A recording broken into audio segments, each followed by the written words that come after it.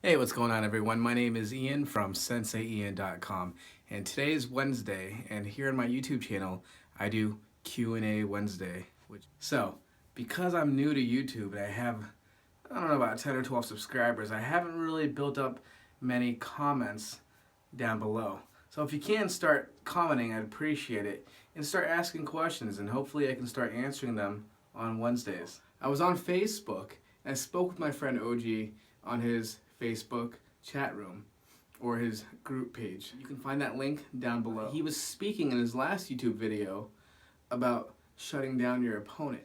Now, I know that sounds very aggressive, and well, this is self-defense, but ladies, take note.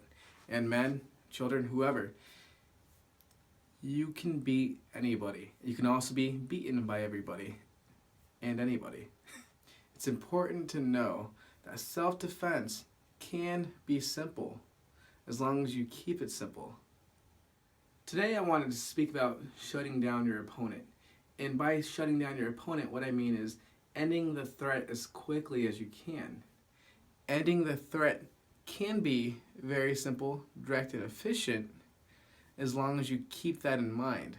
What I mean is shutting down your opponent depends on the strategy that you apply. Let me show you something really quick. In the art of Jeet Kune Do, we have something called the longest weapon to the closest target.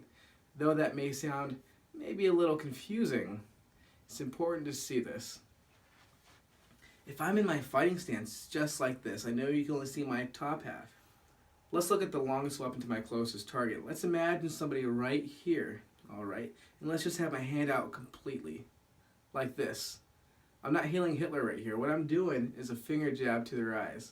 As you can see, my finger jab is a lot longer than my fist. My finger jab can reach my opponent because it's got, 4 or 5 inches longer. Now my fist can reach my opponent a lot quicker than my elbow. Makes sense, right?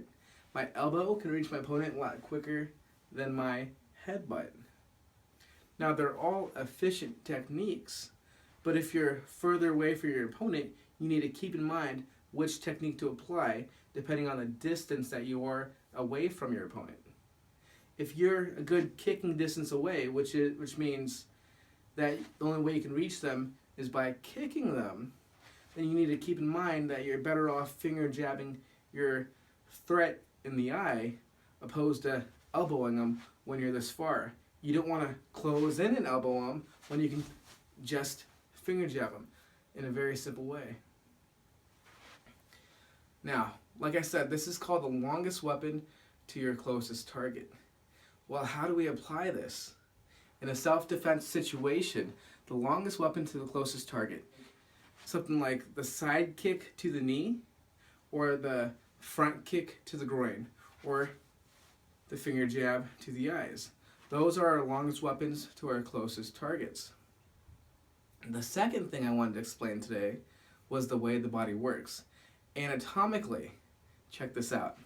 If I'm fighting my opponent and I get punched in the face and my head goes back, they may punch me again in my face. Alright, but there's a better idea than just punching the face 2 times in a row. When the face goes back, all of a sudden, my midsection is closer to my target. I get punched in the face, my midsection is closer. I get punched in the midsection, my head becomes closer. My head goes down a little, that's a great time for a hook. You need to understand, your attack isn't just what you choose.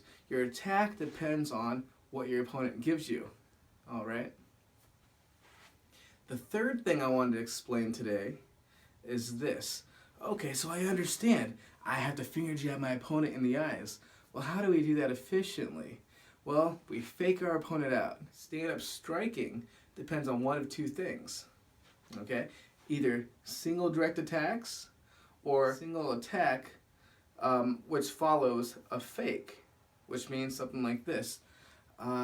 Just because you can only see my hands, let's say I did something like I went low, my opponent puts his hand down to block it, and then I go high. By confusing my opponent, making him think I'm doing one thing, I can do another. It creates openings. These are ways that we shut down our opponent. And these are ways that allow us to be able to defend ourselves from anybody and everybody. If you have any more self-defense questions, please go to my website, senseiian.com. If you haven't subscribed to my YouTube video, please do that right now. I'd really appreciate it.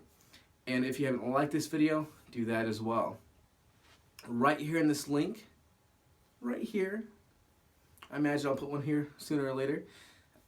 Make sure you click on that. When you click on it, you'll be brought right to my website. You're going to have a pop-up right on the screen, and it's going to request your email address. By putting your email address in, every time I put a blog or a video blog up, it'll go right to your email and you can watch it and read it right away. Thank you so much for watching, and I'll see you next time. Bye.